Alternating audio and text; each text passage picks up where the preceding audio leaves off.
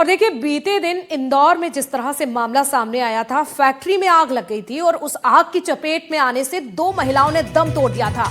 अब इसमें फैक्ट्री में आग लगने के बाद प्रशासन भी अलर्ट हो चुका है। कलेक्टर के निर्देश पर कई फैक्ट्रियां सील कर दी गई हैं। तो देखिए, मानक पूरे नहीं करने पर फैक्ट्रियां सील हुई तो नियमों का पालन नहीं हुआ और जो कमियां थी, जो खामियां पाई गई, इसी वजह से इन तमाम फैक्ट्रियों को इंदौर में सील कर दिया गया। प्रशासन ने टायर गोदाम, इसके साथ ही पेंट फैक्ट्री को भी यहां पर सील किया है।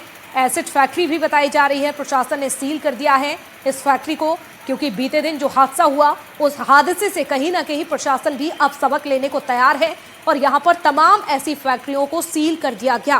क्योंकि कल केमिकल फैक्ट्री में जो आग की घटना सामने आई थी, 2 महिलाओं की जलकर मौत हो चुकी थी। अब उसके बाद प्रशासन जागा और अब जाकर यहां पर लोगों से भी अपील की जा रही है कि मानकों का पालन किया जाए और खुद प्रशासन एक्टिव नजर आ रहा है। इस वक्त आपको 2 तस्वीरें दिखा रहे हैं फैक्ट्री में। पहली तस्वीर तो आप देखिए, जिस समय ये आग लगी थी, जो घटना सामने आई थी, 2 महिलाओं ने इसमें दम तोड़ दिया था। और दूसरी तस्वीर भी आपको दिखा रहे हैं, फैक्ट्रियों पर अब एक्शन लिया जा रहा है, प्रशासन की ओर से शिकंजा कसा गया है। दोनों ही दिन की अलग अलग तस्वीरें। तो पहली तस्वीर वो जब आग लगी थी और दूसरी तस्वीर अब घटना के बाद सबक लिया जा रहा है। प्रशासन भी अलर्ट मोड पर इंदौर में अब नजर आ रहा है।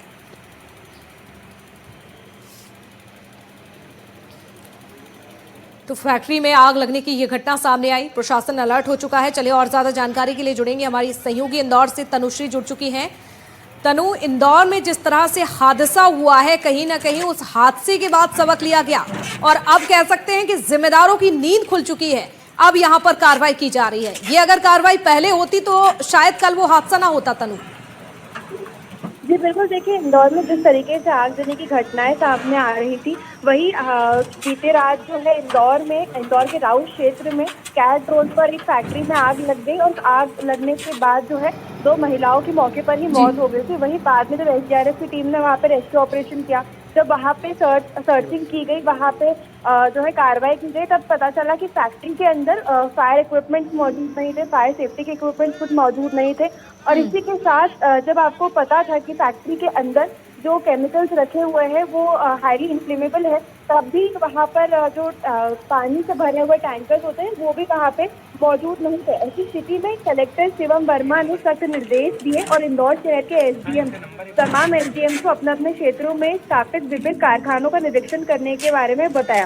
जब सभी एसडीएम ने अपने अपने क्षेत्रों में जो है ये कारखानों का निरीक्षण किया, तब पता चला कि कई सी फैक्ट्रियां जो है इंदौर में मौजूद है, जहां पे फायर सेफ्टी के पर्याप्त प्रबंधन नहीं होने के कारण अब उनको सील कर दिया गया है और उनको नोटिस दे दिया गया है कि फायर सेफ्टी के प्रबंधन पहले किए जाए।